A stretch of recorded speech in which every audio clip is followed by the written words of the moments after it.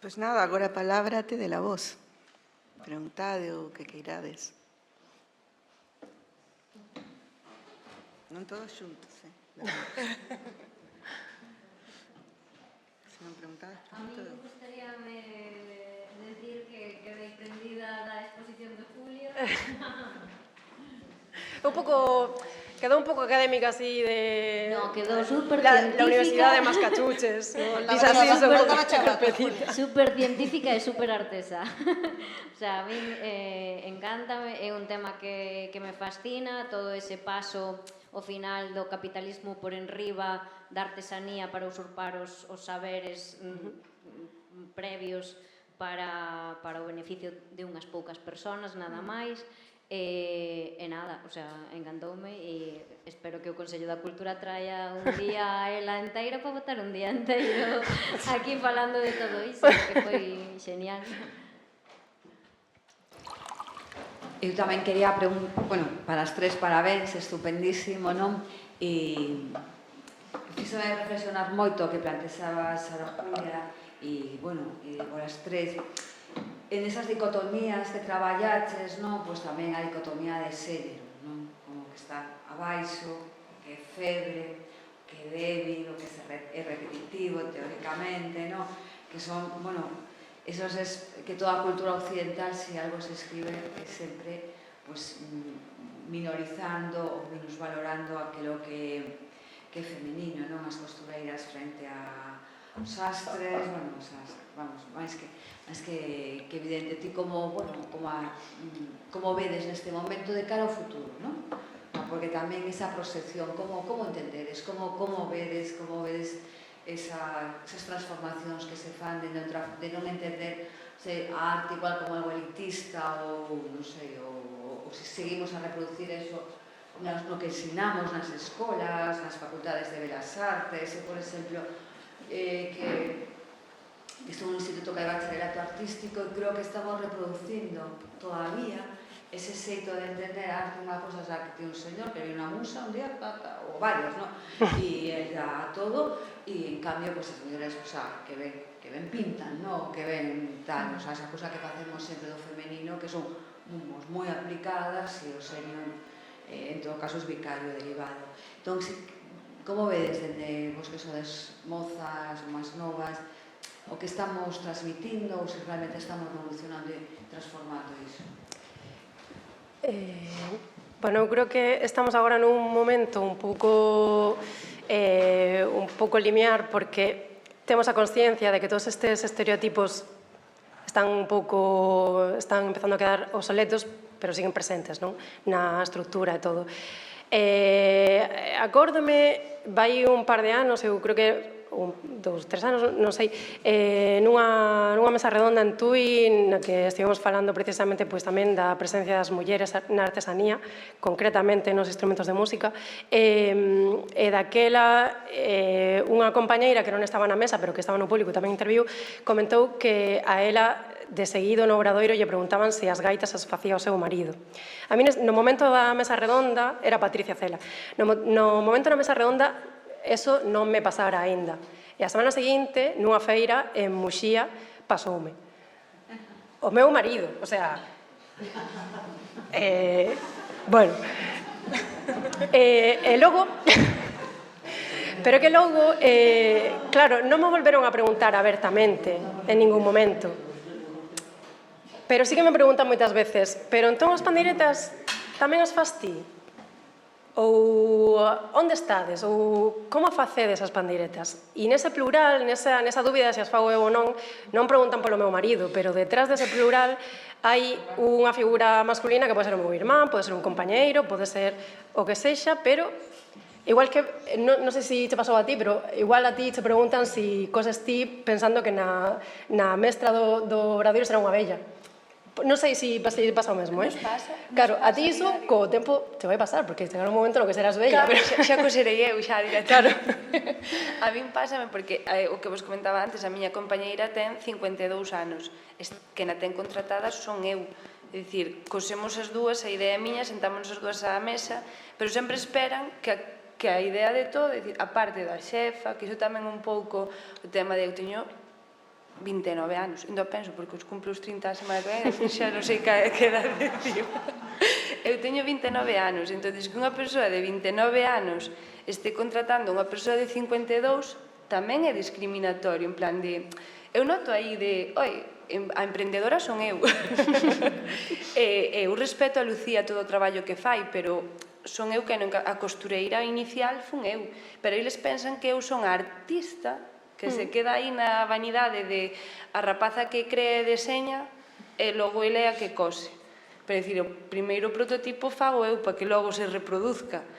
Entonces, claro, sempre uso o nós, este nós educado que nos inculcaron dende pequenos de hai que falar en plural, entonces todo o mundo pensa, pero sodes máis no taller, eres tal, e digo eu, a creadora son eu, a costureira son eu, e iso sí que o vexo como... E logo tamén hai o tema de costureiras, sastres... Iso tamén é algo que hai que pulir a día de hoxe moito, moito, moito, porque eu, como o noso oficio, todas traballamos cunha agulla, para unha cousa ou por outra, pouco que coñezo dos... Entón, parece ser que iso, que as costureiras só lle damos a agulla, non facemos nada máis. E os sastres son a parte elegante do traballo. Entón, iso tamén é algo que hai que pulir no vocabulario, de que as costureiras, cando poñemos a estudarnos o traxe tradicional, o tema de como era cada traxe de cada zona, sae que nos libros moi antigos, xa digo, non nos actuais, sae que os chalecos das espaldas eran según as costureiras, pero ao final de todo acaba dicindo que quen facía a prenda era o sastre. Entón, ao final, o valor leva o sastre e a costureira, que foi quen creou a espalda toda que hoxe estudas, na que estudas o chaleco, quédase como, nada, foi quen lle puxo aí 4 detalliños e bella, o esencial fixo, entón eu creo que a día de hoxe iso todo non está traballado a nivel vocabulario. E logo tamén iso, eu vexo máis discriminacións en xénero, en idade e todo, que como unha persoa de... Claro, cando emprendín, casi que tiña sobre 25 anos, claro, empezar con un taller, todos me decían, pero pa onde vas, que tens que traballar antes, tens que pulir nunha empresa, non vos pasou algo así, en plan de que tendes que pulir vos de... Pois eu pulo menos día a día, que xa me chega ben, con máis tralla, ainda por riba nunha empresa, pois non... Como acabaría a miña cabeza? Peor do que estou. Eu penso que eso agora está mudando, gracias a Dios tamén. Evidentemente, a muller sempre estivo calada no mundo artístico como en outros tantos mundos. Cantas mulleres tiñan que firmar as obras ca firma dos seus maridos para poder publicalas, vendelas, e eso agora, precisamente con traballos como este, de homenaxear a unha muller, non? En primeira persoa, eso agora está cambiando, si que aínda quedan alcanfores, como di Julia, pero, pouco a pouco vaise pulindo, a xente vai cambiando e as nenas van tendo referentes, que eso é importantísimo, referentes, que moitas veces, si, hai que ter os ovarios ben postos para sair a emprender, pero ti veches a unha referente para botarlle ese par e poder, é importantísimo evitar falar, mostrar o traballo de outras mulleres ás nenas, para que sirvan de exemplo e vexan que é posible vivir desto. E nada máis. Hola, boas. Bueno, cheguei super tarde, así que estou un pouco triste, pero o que escoitei para min xa foi, teño aquí un montón de anotacións. Paréceme increíble todo o que estades falando, sobre todo porque Julia pasou uno por riba, pero falaba da economía da subsistencia, falando da súa familia, e creo que acontece todo o rato é isto, non? Que o tema do xénero non se valora, porque as mulleres foron as que estiveron creando nesa economía da subsistencia, que despois pasou a ser oficio nesa parte un pouco máis masculina, non? Que cando se lle empeza a dar importancia. E encantou unha dicotomía entre a arte e a artesanía todo o rato, porque a arte se lle dá valor un pouco dentro da parte masculina e cando non se entende. Despois ser unha arte valórase nas mulleres cando é cousa nosa, non? A creatividade, cousa de mulleres, por eso as artesáns, cando son oficios, cando son cousas concretas, xerar cousas útiles para a comunidade, non é valorado, máis que cando é artístico, porque son cousas delas, non como esa cousa de entrar un pouco hipócrita, porque realmente despois a arte está totalmente nas súas mans e é como, bueno, a miña mente está agora mesmo como, pois disfrutei moito. Entón, encantoume a intervención, perdíme de Mónica, sinto moito, dame moitísima mágoa, pero é certo que as dúas falades moito dos oficios e pareceme que é moi importante poñer no medio, que os oficios son importantes, que os oficios son comunitarios, que a importancia do oficio está en si mesmo, non? No oficio en sí, e que non temos que ser excepcionais, porque de feito viñame a cabeza como agora estamos na loita de todo o mundo ser especiais, non? De a ver quen é máis orixinal, a ver quen é máis diferente, a ver se me poño esta roupa así, pois destaco máis, e o que estamos xerando un individualismo brutal, non? Ca xustificación da expresión, digamos, individual, pero que ao final estamos esquecendo un pouco a comunidade e que unha pandeireta que funcione ben, que soe ben, que toque ben e que se xa disfruta na foliada é o valor que ten tamén a túa peza, non? E non ten por que ser unha cousa valiosa en sí. Totalmente, sí. O meu público selecto son as señoras que me veñen preguntar que me veñen preguntar directamente que o que máis recomendo, o que sexa. Ainda vai pouco un colega de Astorga me encargou unha pandeireta, estivo tocando con ela nun bar calquera, unha señoriña de 80 anos que levaba toda a vida tocando e lle dixo, esta panderetina, que ligerina é, que ben soa. Pois ese é o meu público selecto, o sea, ese é o prestixio que eu quero. Así que grazas, estou, bueno, grazillas.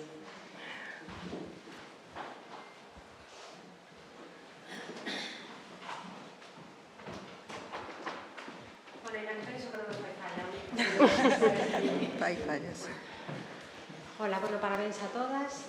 Elena, parabéns a ti e a toda a familia Ferro, que sodes moi ben queridas por todas as presentes. Parabéns a todas pola vosa intervención. Non vou añadir nada, Julia, porque penso que a túa intervención foi brillante, sublime, punto, non hai máis que decir. E para non prolongarme tampouco, pero que unha referencia que se quería facer e parabenizarte de verdade, desde o corazón, polo teu galego. Eso sí que é unha chega importantísima.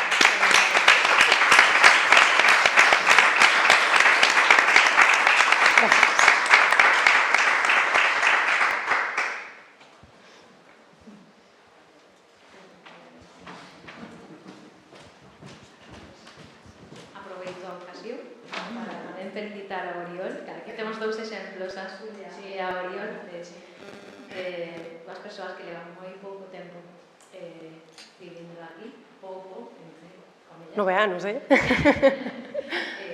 que falades perfectamente galego.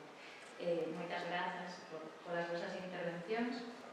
Tamén dicir, bueno, a raíz do que decíamos, que sí que, claro, que hai moitos oficios que onde a figura do home está presente, a nos pasounos, o sea, nosotros tamén, o noso taller, que é a Casa do Zoqueiro, pero que noso pai, pero noso avó, pero nosa tía Agripina, traballou sempre, tanto con noso avó como con noso pai, era a irmá do Zoqueiro, non era Zoqueiro. Entón, son cousas que parecen moi pequenas, pero que son moi grandes, non? Ela adicouse toda a súa vida tamén a facer zocos, eran os dous, tanto, o sea, meu pai e ela, ou un sin o outro, pois non traballaba, pero sin embargo, era a Casa do Zoqueiro, era o Zoqueiro de Merza, e a Agripina nin tan siquiera lle sabía o nome a maioría, nas feiras, era a irmá do Zoqueiro. Entón, pois, falta moitísimo para que estas cousas desaparezan, pero bueno, que pouco a pouco intentar pues, dar máis visibilidade. Nada máis, moitísimas grazas.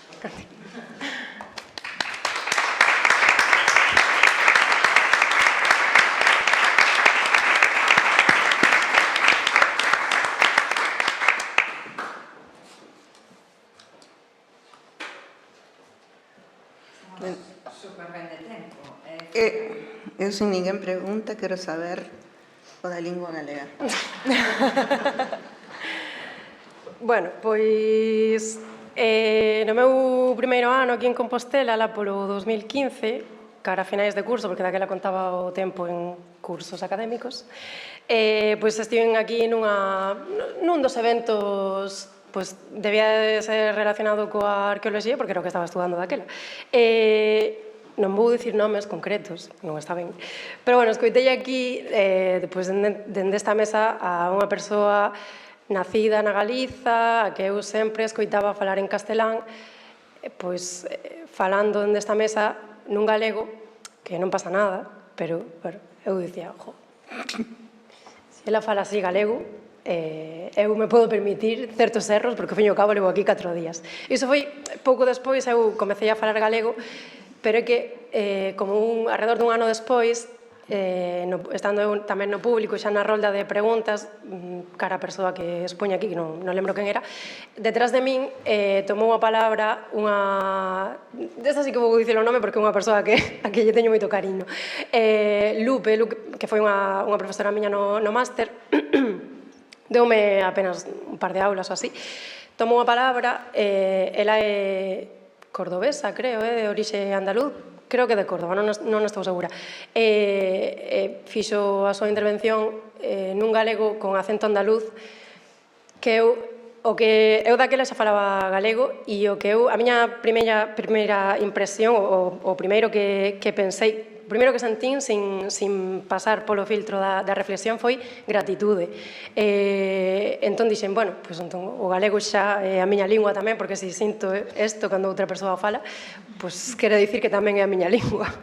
Que, bueno, esos foron os dous eventos. Eu son uruguaya, que conste. Quero dicir, nacín no Uruguai, son galega. Non sei se non queredes preguntar, eu quería saber como é que se fai, como se converte o desexo de alguén, dun alguén, o deseño de alguén nunha peza particular na que poñedes, como contas, todo... Pois mira, a miña frase é, se podes imaginalo, podemos crealo. Ti disme, quero o que sexa un bolso en forma de estrella. Pois dibuxámolo, e doulle 4 voltas, e se vexo que técnicamente é posible facelo, pois fago un boceto, e se che gusta, pois pasámoslo á realidade. Ti escolles a pel, as cores, a todo, e así o proceso. O último que fixen foi unha correa para un yorkie, unha correa e un collar. A muller, aquí mesmo, aquí nun mercado aquí no hostal, veu que o seu yorkie mini toy, e dixo, ai, quero un collar para mi perrito. E, bueno, vale. E, estivemos ali dándolle unha volta, enseñoume o que levaba posto, díxeme como quería, tal, despois mandelle fotos das cores, e así o fixemos. Fixenlle un debuxo aí supercutre en Illustrator, en plan, bueno, quedaría máis ou menos así. E así o fixen, e así se fai. É moi satisfactorio, polo que... É satisfactorio e estresante ao mesmo tempo. Porque a presión de, Dios, que me quedará bien, le gustará, non le gustará, porque moitas veces, a ver, que tamén me ten salido mal, Tivo en unha que dice, quiero un monedero, e yo, vale. Eu fixenlle unha carteiriña de cremallera, le quería unha billetera. E foi como, ai, pero non le podes poner algún bolsillo? E iso é porque lle podes facer a un artesán. Que pedille que modifique unha peza. Porque leva menos facerche 3 novas que desfacer o feito e facelo e que quede ben. Entón, despois de moitas voltas, quedou co que estaba, pero non quedou moi contenta a muller. Pero, bueno, é así. Entón, é moi gratificante, é moi porque, ás veces, sobre todo en cousas así, despertas estas 5 da mañán, e se hago este pliega aquí, pongo esta costura allá, entonces lo tal, e xa non durmo máis. E entón, é eso, o proceso de crear ata que queda ben. Entón, claro, cando as cousas salen ben é moi satisfactorio. Cando non quedas convencida é como... dalo así como, Dios, que le gusta. Pero, bueno... Todos os oficios teñen o seu lado bonito e o seu lado oscuro. Grazas. Nada. Contanos que é para ti ser costureira. Pois para min ser costureira é a miña vida, é dicir, é o que son, é dicir, eu son a persoa que se levanta pola mañá, leva o seu fillo á escola e xa sigo sendo costureira. Ata que paro e volvo ser nai, é o único, así é os dous puntos. Para min ser costureira é transmitir a cultura do que eu fago. As costureiras que, aparte, hoxe, este ano, lle dedicamos a esas mulleres que cantan as voces pois as costureiras estaban metidas nese nicho. de cantar, de ir, pois vou andar costureira e falo. Non, porque é unha cousa moi particular, de todos temos no recordo, a miña nai, que nunca coseu, e tiña o obxectivo de que a súa filla cosese, dicir, eu ou salía costureira ou ao final non valía, isto era un fracaso total, porque no verán, meu pai é ferreiro, eu e meu irmán levámonos 11 anos, entón meu irmán colleu, sempre quixo ser ferreiro, era a súa... E claro, eu quedaba nese limbo de, ai, a rapaza, que vai a ser unha... Porque me gustaba moito dibuixar, entón a miña nai dicía, esta, vai me salir artista, entón meto as agullas na man, e ali me mandaba nos veráns ponda a costureira, entón é iso, viñan todas as veciñas, e estou falando fai moi pouquiño tempo, fará 20 anos, non máis, é dicir, isto non é nada en historia, é nada. Entón viñan todas as veciñas, pois, faime este arreglo, faime isto, pois teño un vestido para unha boda, entón eu a hilvanar. Pasar fios, que o detesto, é unha cousa moi artesanal, pero hai que facelo, pero no meu taller pouco se fai. Entón é iso de pasar fíos, viñan, falaban, eu marchaba ali, claro, cando era pequena decía que levaba a cabeza como un bombo, pero claro, hoxe, que estou nesa morriña de pasado, digo, iso era o que falan das voces da aldea, de contar, de vivir, pois iso eran as costureiras, non? Entón eu quero, por iso a insistencia da miña tenda, porque eu quero estar as portas abertas e que xente veña, fale, pregunte, aunque, dicimos, moitas veces, non, o tema das feiras. Eu sigo sendo costureira na feira, gústame ensinalo, aparte gústame ensinalo ca máquina que encontrei na casa que comprei, coser, iso gústame moito porque a xente xa... pois eu teño ali de mueble. Eu, de mueble, Dios mío, que esta máquina cose mellor que as que teño eu, que teñen un motor, que non parou a electricidade e seguimos cosendo con ela, non tivemos que deixar de traballar. E gústame iso porque nas feiras iso transmítese moito, a xente ven, e aunque non compre nada, que eu creo que os artesáns tamén é iso, non tes a obligación de que a xente que ven ao teu taller compre, pero xa só que entre é que se interesa por ti, leva un pedaciño da tua cultura, un nada que lle fales, que eu gústame, sempre dicía, as costureiras gustalle moito falar, entón eu sou un costureira. Porque nas feiras gústame iso, gústame falar, transmitir, que a xente sinta un pedaciño do que eu sentín nun momento. Entón, é iso de que agora telo na túa tenda, sabes, que non fai falta, de feito, hasta o teño casi que por poñer, podes entrar, non é necesario comprar, en plan de entra, ve, escoita o que fago, lévate, porque ao millor en algún momento, despois de 10 anos, se che acorda un produto que me pasou con xente, despois de moito tempo, de, pois eu vino... Pois é iso, non? Iso é o que é ser costureira, a miña vida. Maravilloso. Eu teño unha cuestión, non sei onde... Espera que... O micro.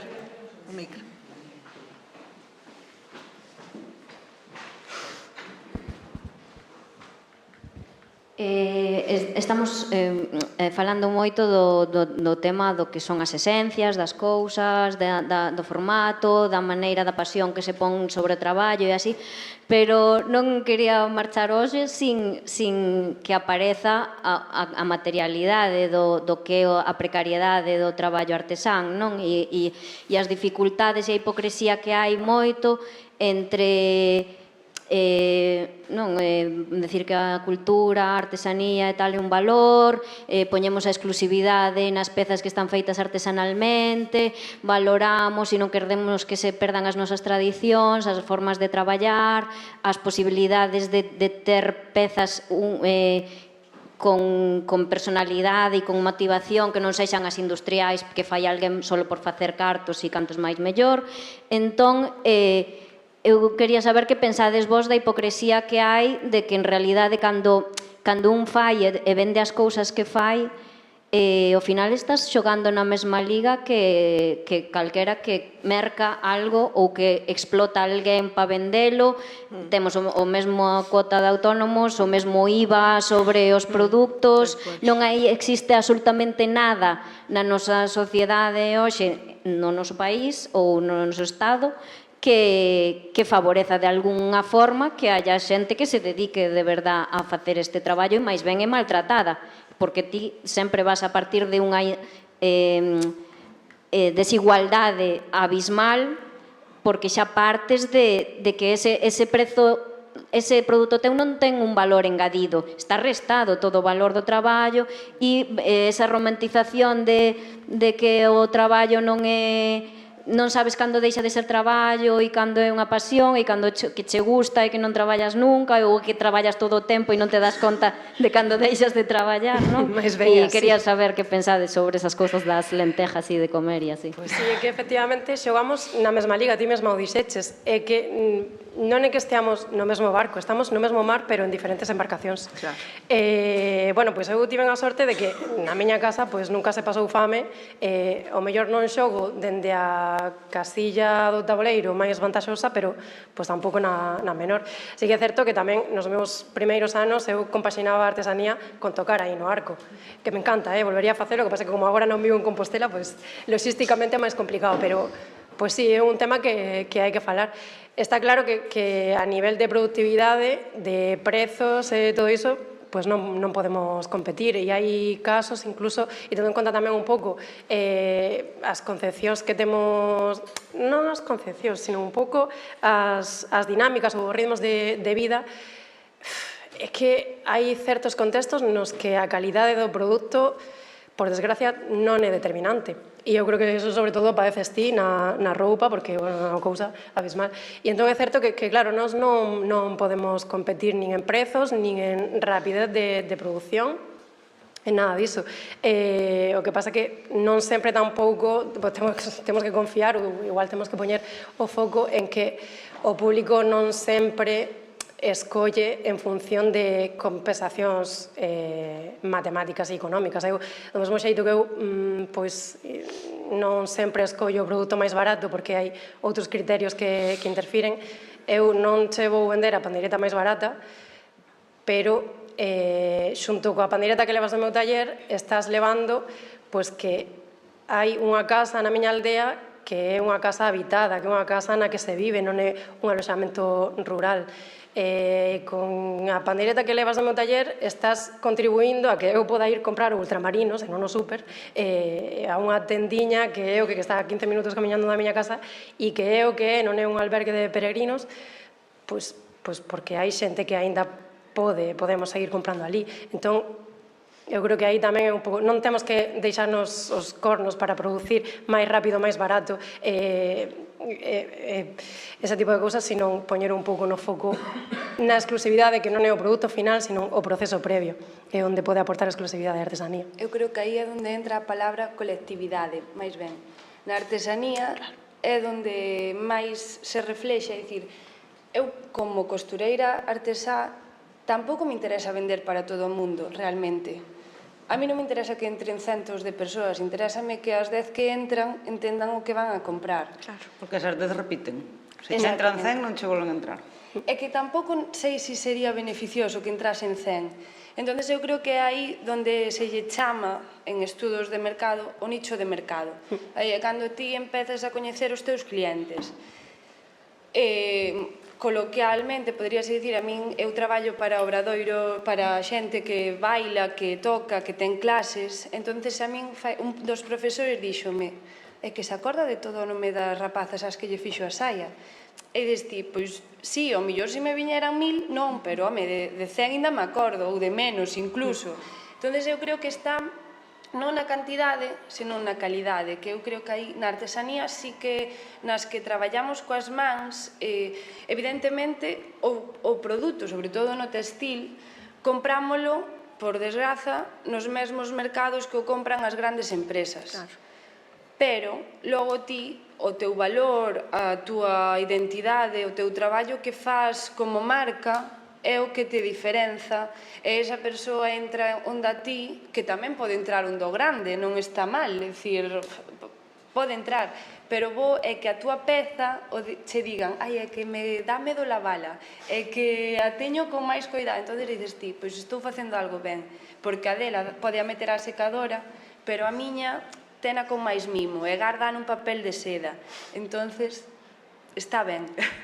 Eu creo que aí que sí, que iso o tema de loitar contra a hipocresía, de traballar en produción, en tal, en cual, pero bueno, eu tamén teño que é a sorte de poder ir ás feiras e falar ca xente que é como a ti, que ao fin e ao cabo todos decimos, non, é que ao final de mes quero comer. Claro, eu tamén, todos queremos comer a final de mes, entón hai que traballar. É unha hipocresía máis do Estado e administrativamente o feito de que está algo que é un patrimonio, está pagando a mesma cuota de autónomos que todo o mundo, pagando un IVA sobre produtos que en realidad non deberían levar, non? E que poderíamos facer, non? Como é a vosa visión do que tería que facer o colectivo artesano creador para... Pero creo que esa mentalidade a vos non vos pasou cando vades a crear todos, non? É dicir, eu, por exemplo, esta camisa, eu teño un patrón e reproduzo-a. É dicir, pouca diferencia hai entre unha camisa que, como ben se falaba aquí, de Amancio, pouca diferencia hai, pero bueno... Non eras Amancio. Non, nin tampouco. Señora Amancio. Que aí está o mercado da industria textil e logo estás ti que creas 10 camisas e combínalas con un pantalón liso, non? Entón, ti na parte de arriba sientes-te orgullosa de poder crear 10 camisas e darlle outra familia traballo, que a xente veña, che compre, ti vas donde Elena, vas donde Julia, vas donde Mónica, e ao final levaste 3 peciñas, aunque combines con unha gran empresa, pois esas 3 pezas que son máis caras que todo o que levas aí, pois ese pequeno sí que coordina ca túa mente. Porque, dicir, eu pasei esa fase, no textil é onde peor se define, creo, porque ao fin e ao cabo vamos todos comprar ao mesmo sitio, porque ahora a sostenibilidade tamén é outra palabra que se levaría a nivel diálogo e debate, sí. De debate. Entón é iso, de que como que comercializamos todo o vocabulario que sona ben,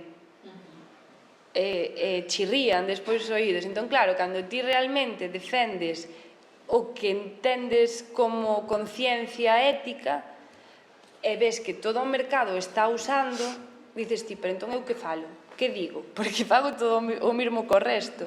E despois, cando te sentas a traballar, daste de conta que non facemos o mesmo. Porque eu podo decir que poño o meu horario, eu podo decir que lle dou traballo a outra persoa para que esa persoa se sinta tamén orgullosa e conoces a súa familia, esa persoa ven unha clienta e lle compra esa clienta o mel ou o leite que produce a 10 km donde a ti, e dices ti, bueno, pois xa entendo eu o que estou a facer, non estou tan mal encamiñada, pero sí que é iso, que a sociedade e a comercialización e todo o ritmo de vida que nos provocan, a veces non sabemos se estamos en consonancia do que queremos facer. A ver, obviamente, a situación ideal, eu penso que toda persoa que se dedica a artesanía empeza cun ideal, non? Cunha idea ideal, porque hai a pasión a que che move. Pero despois está o lado oscuro e o lado realista da vida, que hai que pagar facturas, hai que pagar autónomos, hai que pagar alquileres, hai que pagar feiras, hai que pagar gasoils. E ás veces tens que pasar por aros, pois, que mellor nunha situación ideal non quererías. A situación da artesanía a nivel autónomo, eu penso que non é exclusiva do noso oficio. O sea, neste país, os autónomos estamos exprimidos por todos lados. Pero iso creo que xa é un problema general, e non só das artesanas. E eso, e o fin de mes, eu traballo aquí nun colectivo, nunha tienda de creativas galegas, teño o meu espaciño aí, e moitas de nós tiramos a facer chuminadas con conchas. Porque é unha cousiña que suma ao final de mes, ti tes as túas pezas das que te sintes orgullosa, bueno, penso que todo é combinable, pero que non me parece super difícil, haberá quen o poda permitir, pero a maioría non, porque tes que tirar ao final para xuntar cuartiños para final de mes. O que sí que é verdad que nestes oficios o que non te podes parar, non te podes quedar quieta, hai que estar sempre alerta, e ser a muller orquesta.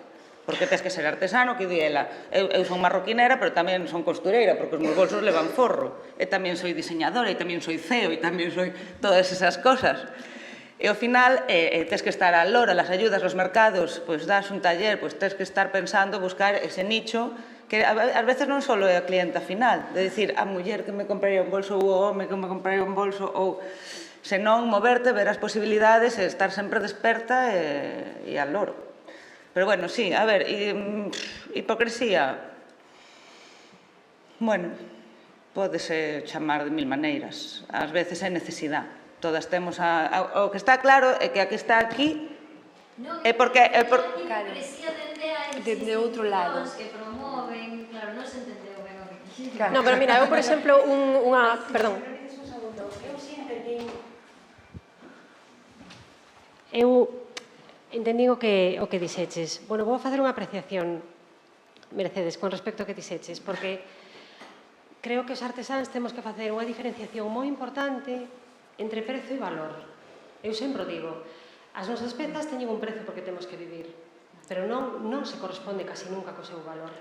Porque hai un traballo intelectual detrás enorme.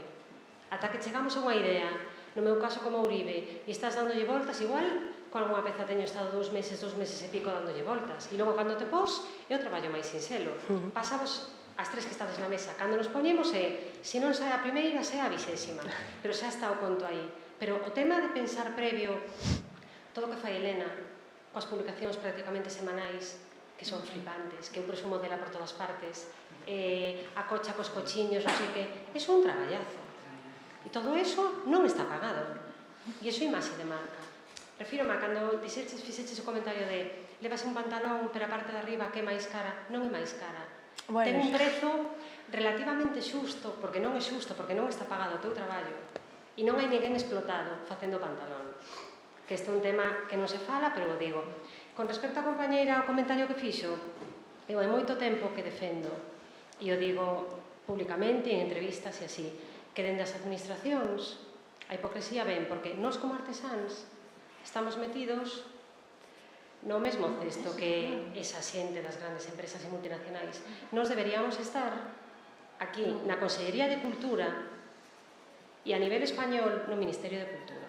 Porque isto pasa aquí e pasa en España, ahora que van a vir os Premios Nacionais de Artesanía, e por que ministerios están convocados. Sabes, entón, teríamos un IBE diferente, unha consideración diferente, ese tema debería vir por aí. E logo nosos abaixo, pois facemos todo o que podemos, non? Pero, sí, dende as administracións se botaran unha man, o que pasa que, bueno, a artesanía está como está. Non é unha cuestión moi cativa, pero tamén respondendo dun xeito moi concreto ao que ti dicías. Eu, por exemplo, a mí veme a cabeza o tema das feiras e as cotas que hai que pagar para as feiras. É certo que hai axudas para cubrir iso, que está genial, pero claro, por unha banda temos feiras que son, en xeral, bueno, que dan bons resultados e son gratuitas, por exemplo, pois a que organiza a Artesanía de Galicia na Golada, outras moitas, outras tamén a nivel máis autoxestionado, como, bueno, polo menos no meu caso Pardiñas ou incluso Agroqueer, que sempre me foi moi ben. Pero logo hai, claro, tamén hai feiras que se organizan en concellos e o concello delega toda a xestión desa feira nunha empresa privada. Que eu entendo, claro, que esa empresa pues, ten que cobrar, etcétera, pero ao final o concello está pagándolle a empresa privada e a empresa privada está cobrándonos a nós por poñelo posto e facerlle esa feira. E algunhas veces os prezos son... Eu sempre digo que unha feira na que non vendes non é unha feira perdida, pero bueno, hai cousas e cousas. Entón, hai, por exemplo, tamén, o mellor, hai un límite que xa non pago por feira. Sí que hai algunha na que pago, pero non sei se non teño nunca a garantía de que vaya a poder cubrir ese gasto. E, bueno, pois o mellor tamén non vou cambiar eu a toda a deriva do circuito de feiras, pero o mellor tamén temos que empezar a plantarnos e dicirlle aos concellos, mira, non podo asumir isto, e senón, pois... Eu, bueno, co que acabas de dicir ti, Mónica, que creo que nos pasa igual que o resto dos autónomos, non? Pois que hai meses mellores e meses peores e máis dificultosos, pero con calquera oficio, non só na artesanía, non? Sexas fontaneira, albanel, si eres labrego ou labrega xa estás aínda, o sea, moitísimo peor. Entonces, pois é un pouco, temos que pensar que temos a sorte de que traballamos en algo que nos gusta, que eso casi o 100% dos artesáns que nos dedicamos a isto, pois o facemos porque nos gusta. E a partir de aí, pois, ver, o sea, buscar a maneira de os nichos de mercado, non?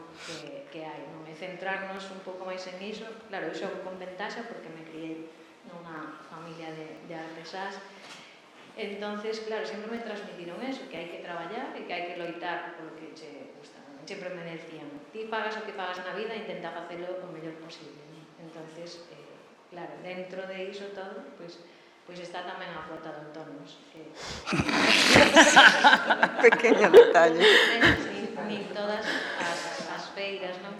Claro, para a maioría dos artesáns sería ideal non ter que ir a feiras, traballar no teu taller, que vender a tendas ou que a xente veña a ti a mercar, pero hai que ir ás feiras. A min encantanme as feiras, Son moi boas, que apenas falamos das feiras agora aquí, pero son moi importantes para todos os artesáns, aparte do contacto directo coa xente, o que aprendes, o que che transmiten, as demandas que che fan e todo, e iso hai que estar tamén abertos, porque moitas veces os artesáns, claro, estamos así coas orellas pechadas, non? Pero non creo que, por exemplo, por poñer un exemplo moi importante que tamén son patrimonio, non, as labregas e os labregos, que están aínda con unhas condicións moitísimo peores que as nosas, non? Entonces, eles pois intentan tamén traballar e defender e buscar salidas ao seu produto, neste caso, pois, o leite, non? Pois transformando en outras materias finas. Entonces, creo que penso que sempre creo que intentei facer iso é centrarte na salida, no nicho de mercado, non? E todos facemos cousas que non, bueno, que decías ti tamén, Mónica, pois que temos que facer cousas pois que son máis vendibles porque moitas veces é o que che dá de comer. Pero despois facer pois a outra parte pois máis creativa, a que nos gusta máis a todas, pero compensar unha coa outra. Eu quería dicir algo. Eu non vexo no que contades, no que contaches, non vexo ningunha diferencia co que nos pasa ás artistas e aos artistas. Viñemos Mónica Alonso e máis eu falando no autobús precisamente diso, non? Queres contalo? Ti. A min parece moito máis difícil o voso aínda, porque nós Moitísimo. aínda vendemos un útil, non? Claro, pero vos vendedes un... E tamén me parece que é un problema moito deste país, porque neste país hai unha falta de educación artística nos nenos xa desde a escola. O sea, unha falta de educación artística. Eu vexo os meus pequenos, teñen 9 anos, plástica. Que dices? Plástica, dicimos un dibujito, ya, ala. Quero dicir, non hai formación, non hai... Eu a maioría de clientes que teño son estranxeiros, xa non só polo poder adquisitivo, porque hai xente con outra cultura, con outra formación. Para min pareceme vital, e pareceme un problema de base, xa falta de educación e de cultura. Bueno, como artistas plásticas, a nosa situación tamén é, bastante dramática, pero eu non quero entrar aí porque senón o tema da falta de unha boa educación cultural, demanda de cultura, tamén é unha cousa que estamos sempre demandando. Me gustou moitísimo esta mesa redonda, vou dicir unha cousa, espero explicalo ben, porque non me gustaría que se entendera mal. Sempre se está falando de arte e artesanía, por exemplo, non? E parece como que se quere chegar á arte. Non, quere que non. Non é necesario. Claro, é que eu, por exemplo, digo moitas veces, teño falado con algún artesán, preguntándolle, tes feita reflexión arte-artesanía e tal, porque me interesa moitísimo. Non, a verdade é que non e tal. Eu pensaba, pero, a ver, innovar na artesanía, centrándote no teu, é maravilloso. Claro. Porque, ademais, é verdadeiramente investigar nunha vía que, se te escapas dela, é que non sei se me explico ben, pero eu creo que, verdadeiramente, esa non é a cuestión. Todo é emoción, todo é disfrute, todo é placer. Non estamos falando... Pero eu digo que o disfrute da creación da artesanía é mellorarte nas habilidades da artesanía, realmente, aí está a cuestión. Aí está a cuestión, non en tanto unha cousa ou a outra. Eu creo que ser capaz de progresar na túa profesión e no que estás facendo, aí está o kit. Sí, completamente. O sea, ese progreso non ten como objetivo chegar á arte. Ese progreso realmente está inserido nun feito comunicativo no que eu emprego como canle de comunicación para entregar a miña mensaxe, as pandeiretas que fago, o público receptor é a comunidade foliadeira, e temos que partillar un código e mellorar ese consenso de códigos é onde está a miña parte creativa. Ese é o meu objetivo, non é outro. Eu o admiro, non é a palabra, pero eu o vexo lóxico. O vexo lóxico, e moitas veces, non, arte, non sei que. A ver, non por poñer o arte para nada, pero ter uns códigos que manexar e manexarlos ben, eso sí é avanzar e eso sí é realmente crear. E ter os teus códigos para disfrutalos, non para amargarte con os teus códigos, non sei. Bueno, é un pouco dende a miña reflexión. Eu estou nun momento en que chegaron as máquinas de coser aos centros de secundaria. Entón, ao mellor hai unha máquina de coser en cada centro de secundaria. Eu teño clientas que dan galego, que están... Entón, dicen, temos unha máquina de coser. E digo eu, vale, e que facedes? Non sabemos. Entón, aí foi... Iso empezou, claro, unha máquina de coser parada para min é un delito, porque as máquinas non poden estar paradas, iso hai que funcionar, porque é como os coches, derrámanse. Entón, empecé a dar a cabeza e dixen, no, pois, isto téñeno os profesores de plástica, que pareceme moi interesante, dicir, pareceme unha iniciativa, polo menos para que os rapaces toquen algo de costura, e que o toquen todos, que antes había unha actividade que era a leche, que eran labores tal, o problema é que solamente facían as mulleres, era o único problema, pero ser era a leche. A mí parecíame estupenda esa segregación, non, pero a asignatura. Dixo unha célebre concejala que coser un botón empodera moito, e eu... No seu contexto adecuado, eu concordo con iso. É que saber coser ben un botón é unha movida. Estupenda que deberíamos retomar. Aí está, pois agora están chegando as máquinas de coser a eses centros. Entón, eu empecé con un proxecto pequeniño que son unhas monecas que fixen coa cooperativa Miudiño, que fan monecas, que lle comprei a Elena, a familia, os zoquiños, e empezamos a facer o vestir a moneca. Entón, empezou todo como algo de presentación do traxe, pero que iba máis alá, tiña que había que vestir a moneca. Entón, claro, plantearlle a unhos rapaces de cuarto da ESO que na vida sabían o que era un liño, na vida sabían o que era unha agulla, pero sabíano a súa familia. Entón, era unha cousa, isto non era arte, non ten nada que ver ca plástica, pero ten todo que ver coa parte, traballar as mans, chegar a un obxectivo de confección dun traxe, falar casa boas, porque as nais xa son moi novas para saber coser, é dicir, xa se van a esa xeración. Entón, é dialogar, falar, oye, como lle faz esta tabla? Porque esta rapaza explicoume así, e ao mellor ela faino de outro xeito. Entón, a min pareceme unha actividade, unha iniciativa que de máquinas que están paradas, a de repente... pois que haxan aí uns 40 rapaces que, claro, o objetivo é que se non baixan ya nota, se non nadie tocaba ese... Pero o poso queda. Entón, está dentro de plástica e iso pareceme moi... porque non fan arte, porque non é arte, é dicir, coser non é arte, é un oficio, que para min é un pouco ese... está entre arte, por o tema do dibuixo, de que eu, claro, eu era a que dibuixaba, facía diseñiños moi cuquiños, moi tal, e realmente o que quería era coser, que é artesanía, para min é o oficio que se queda moi distensionado entre artesanía e arte. Non tens que ser artista para facer artesanía, non? Mira, agora que dixetes eso... Eu aí teño unha visión bastante clara, dentro da miña ignorancia, que eu xa vos digo, eu era de bata blanca, non teño formación artística de ningún tipo. Artesanía, os oficios sempre crearon obxetos útiles, tanto de cociña como o que sexa. Para min, o paso de artesanía a arte é cando un deses útiles, aparte de servir para o fin para que foi construído, tamén simplemente se pode mirar. Simplemente é bonito. Vale, como se colles, bueno, pois eso, pois... Un foco de ferro para flores. Pois, por exemplo, un zoco que antes non se miraba era para embarrar, para meter na lama, pois agora coller un zoco e dicir, jo, que chulada, mira, con animal print, con tal, con cual.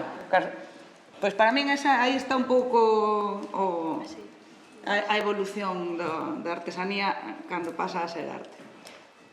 Agora que dixeches, a ver se podo retomar, que falaches de que ti, nunha das túas facetas do teu traballo, como facías eses deseños, eses dibuxiños, tiñas como esa parte máis artística e logo realmente o que querías era coser.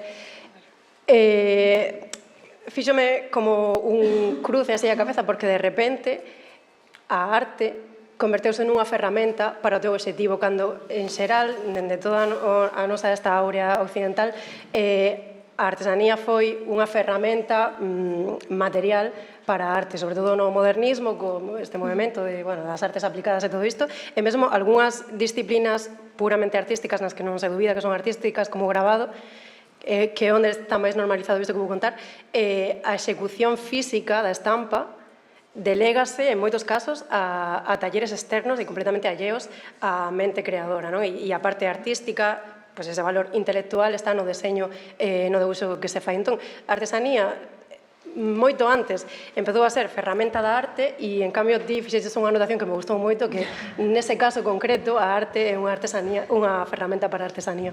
Claro, é que realmente nas grandes empresas no textil a diseñadora está nunha habitación así, o diseñador está nunha habitación na cal a mandan a países fora para traer ideas e traer todo isto e logo baixas abaixo onde está o meollo, onde está a realidade, que están todos con bata blanca, que tamén se pon bata blanca, estáse producindo todo o que esa habitación está ideando. Entón, claro, non... Eu quería dicir unha cousa. Perdón. Bueno, entón, sigo.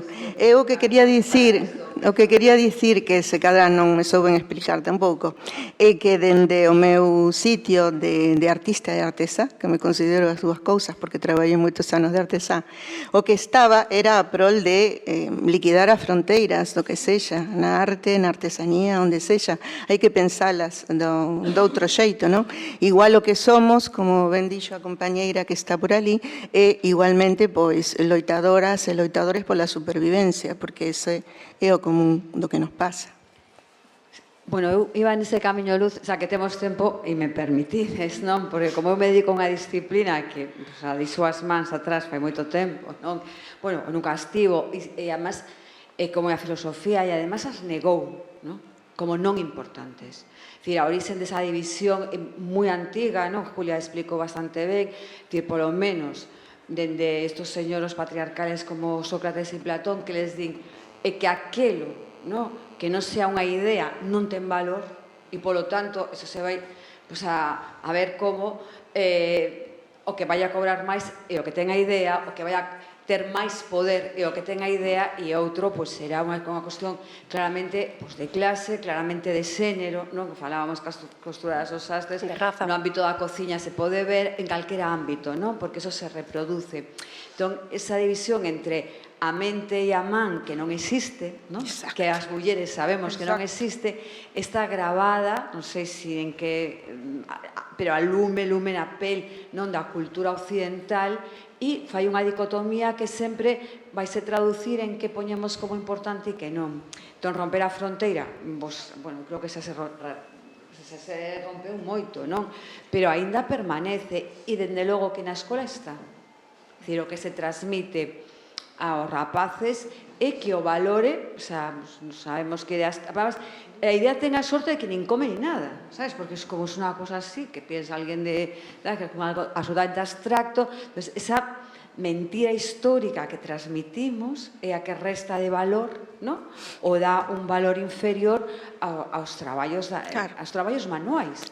Porque como se as ideas non tiveran corpos, es decir, como se as mentes pensantes estiveran, non sei, fluíndose, vamos, como se as mentes están por aquí rodeándonos sempre. Artes menores chamadas. Claro, efectivamente, o que decías da bata, non sei, a bata é blanca é ciencias duras, pero se a bata é de outro color, pois máis... Entón, soamente, non? A metáfora que utilizamos entre a dureza e a febreza, entre o alto e o baixo, entre menor e maior, xa marca, pois, claramente unha cuestión de poder. Entonces, pero eso es bien legitimado por o noso discurso tradicional. Esa ruptura, claro, que esta parte das administracións que non lle interesa, que queremos o mecanizado, bueno, todo, pero claro, aí, e a última pregunta xa, algo que saiu, que esta mesa que tan interesante, é para mí unha noción moi importante que é a de comunidade. Que vos todas as tres a dixéchedes, que tamén Elena fixo fincapé, porque realmente o individualismo é unha forma, non? Claro, de construcción política, de aislamento, non? E de velocidade e de consumo rápido. A mí o que me preocupa é seremos quen de crear comunidades distintas, evidentemente, porque as comunidades non van a ser igual que as que viviron as nosas aboas, ou de comunidades nas que podamos volver a construir vínculos que non son simplemente efémeros, porque sin comunidades, bueno, pues vamos a vivir así como as abellas en celdas nas cidades, pero eu creo que aí é unha parte da pervivencia dos oficios, ou de, hai unha parte importante que a comunidade que decías, Julia, te refrenda no que faz, pero ao mesmo tempo é que é o único que podemos construir colectivamente para transformar esas ideas erradas. Do mellor é, pois non sei, a peza de arte que está non sei onde e iso vale moitísimo porque o compra non sei quen que especula con un fondo de inversións que lo cuelga en la empresa non sei onde, non? Claro, a mí me interesa bastante pouco, pero bueno, supoño que o arte, non sei, os intereses. Entón, un pouco como vedes vos dende esa aposta que facedes por vivir no rural, por facer outra comunidade e por crear outros vínculos. Aquí podo tomar a palabra? Dalle, toma. Eu aquí, dende o que comezaches a decir do tema dos valores, de arte menor, tal, é o tema de comunidade, vai moi lanzado todo o que acaba, as dúas preguntas. Eu retomaría nunha frase que dixo Elena, que é que antes de ser zoqueira foi feirante. Entonces, porque o valor, é dicir, somos o tema de dicir eres artista, eres artesá ou eres feirante, porque tamén hai esa palabra, dicir, a veces como artesá, eu na miña casa cando decía, no, vou ás feiras, creo que foi peor que decir que era artesán. É dicir, que o valor que lle damos, o de ser feirante, pareceume un honor porque estaba orgullosa de ser feirante.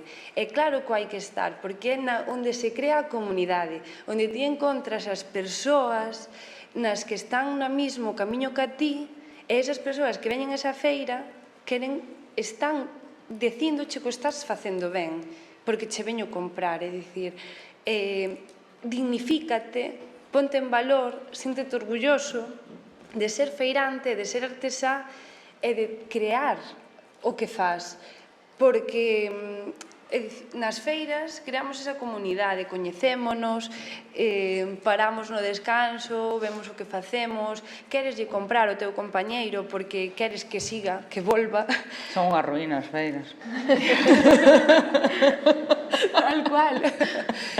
Pero iso é o fermoso disto, non? De ser feirante. Pois claro, é dicir, eu son costureira e cada vez me dou máis de conta que me gusta ir ás feiras, que me sinto orgullosa de ir, pois o que decimos, igual lle temos que darnos tamén un pouco en valor, que iso son cousas tamén a traballar como persoa emprendedora, de que a que feira queres ir e a que feira non queres ir, ou non todo vale, todas esas cousiñas que é onde temos que marcar tamén, pois eso que tamén traería outra historia, pero ir a unha feira, a mí pasou o fin de semana pasado, non, que foi unha feira que é o que dicimos, non sempre hai que vender, porque se crea unha roda, se crea un colectivo no cal o mellor non vendes nesa feira, pero a persoa que asistiu a esa feira quedase ca túa tarxeta, porque eu acórdame, non, a xente que vendiche na feira,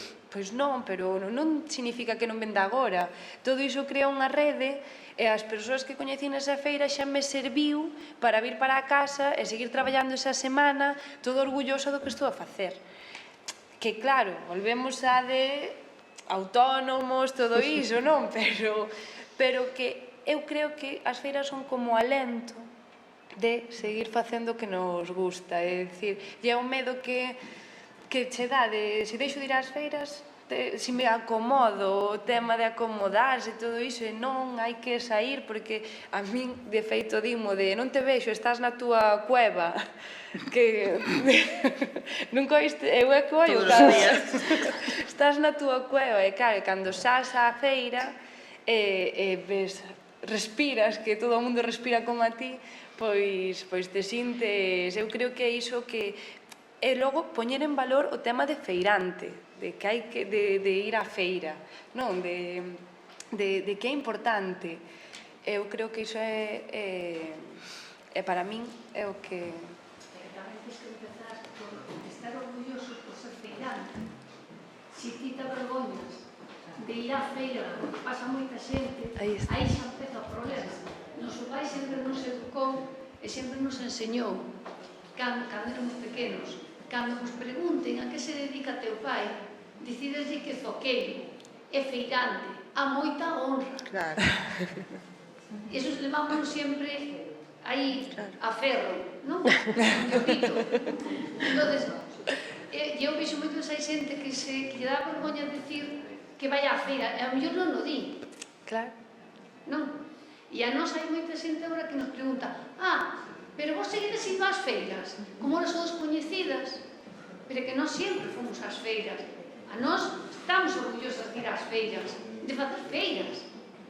Se unha persona se avergonza do traballo que fai, ou sea o que sea, das feiras ou o que sea, aí empeza o problema tamén.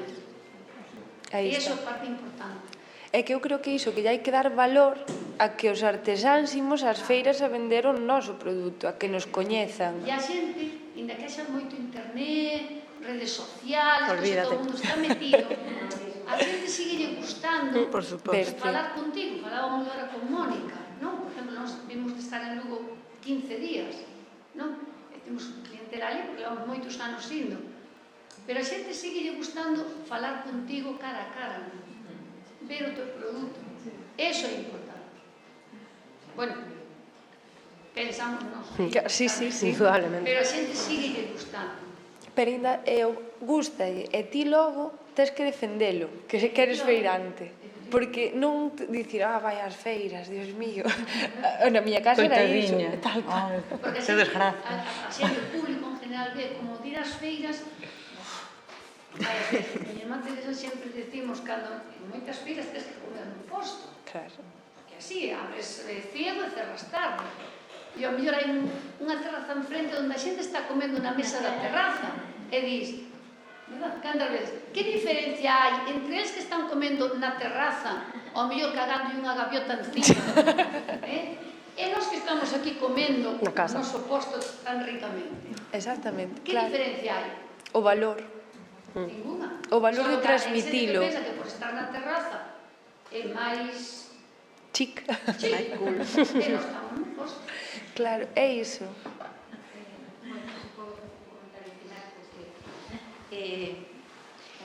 Falando de como son artista, vou a decir unha cousa. Fai non moito tempo houve unha mesa redonda en que estábamos 3 artistas, cada un falando do seu. Quero decir, non tiñamos, cada un falaba do seu, pero non tiñamos así ninguna relación tal. Vexo que estades aí fluindo, que nos vemos, que non sei que non sei canto, o sea, parabéns. E despois outra cousa, eu tamén quero ser feiranta. Eso que dicir eu. Claro, porque eu que quero? Eu quero que a miña arte a vexa Claro, público. claro, pero non hai... Eu non me gusta facer arte para que este aí colgada non sei que. E levo intentando loitar, porque agora estou facendo un proxecto que necesito que o público se acerque a min, e eu quero ser feiranta, eu estou no meu posto facendo arte. Eu tamén. É que, a ver, que hai millor? Que realmente que a comunicación. É que deso se trata, dá igual o que fagas, pero eu como artista, que ao final estás aí, eu que agora estou descubrindo que quero ser feiranta tamén. Eu tamén. Pero mira, que non pasa nada por ser artista, eu teño moitas amigas artistas e non hai ningún problema. Tamén. É unha maravilla, eu creo. Bueno, simplemente eu quero ser feirante. Eu tamén, que conste. Mamá quero ser feirante.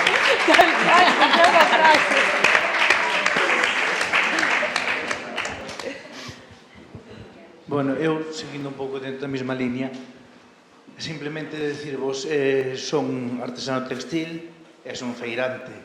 Temos todas as partes malas dos autónomos, de que nos bombardean por todos os lados, de vender pouco, pero eu quedome ca outra parte. Perdonar que me poño bastante nervioso con esas historias, e iso estou acostumbrado a falar en público, vale? Eu nas feiras, ás veces pasalo mal. Se descontar a chuvia, se descontar a chuvia, se ven alguén por ali que menosprecio o seu teu produto, ou que sea. Pero hai algunhas que pasas tan ben, que te quedan de recuerdo para toda a vida. A ver, a mí pasou ao revés, decía un pouco. Eu, ao ser artesano textil, cando me ven con un telar, dicen, ese traballo de mulleres, ou sea, pasou ao revés, pasa a vos. E entonces, acordome dunha feira en Lugo, que estábamos con unha demostración, o señor díxeme, ese traballo de mulleres. E a ti, rapaz, canto che pagan por estar aí? E hoste, canto lle pagan en pensión? E a muller dixe, jódete. Noutra feira que estuvemos outra vez, que levábamos unhas alfombras que lle gustan aquí moito a Elena, esta miña compañeira de traballo comigo, que tivemos 25 anos xuntos como socios, artesanos textiles, e preguntaronlle, porque depois hai de todo, hai xente moi repugnante, como di María. E preguntaronlle, señora, e esta alfombra de que é de lana? E é de lana virgen, é unha honestidade. O sea, tes cousas ás veces tan divertidas, e pasando tan ben, e sina por encima veste pa casa, e traes algo de cartos contigo, pois genial. E depois hai outra cousa que eu sempre lle darei moitísimo valor. Eu nunca pensei en traballar dentro dun castillo, como estuve en 22 anos, de artesano con un taller dentro dun castillo. Eu nací en Lisboa, son fillo de inmigrantes, teño todas as partes como ten Chita, como ten os avós. Falo galego porque falaron na miña casa sempre. A primeira vez que falei castellano tiña 24 anos, o sea que viñeme para Galicia, quedeime porque non quería volver para Lisboa. Entonces empecé traballando nunha cafetería, fijadvos, e iso que fixen historia, e unha vez que me fun para a Mili, terminei a Mili, xotei-me con unha rapaza que estaba dentro do mundillo do folclore, que a mí que me gustaba moito, empezamos pateando aldeas e recollendo cousas bellas e todo ese tipo de historias. Con o cual terminei facendo textil, e fixen artesanía textil, e terminei montando un taller con outra persona dentro do que era o castillo. E deu-me de conta de que, comparando con moitísima outra xente, eu sempre fixen o que quixo que me deu a gana. O sea, si teño que joderme, perdonar pola palabra, e chegar ao final de mes a pagar autónomos, que sigo pagando, que me queda un ano e medio, xa me queda pouco, pero sempre fixo o que quixo que me deu a gana. Se tiñamos 4 feiras, se tiñamos que ir á feira, porque tiñas que buscalo para comer, pois, o mellor ibas, pero o mellor tamén tiñas a posibilidade de dicir, pois, mira, chove moito non vou.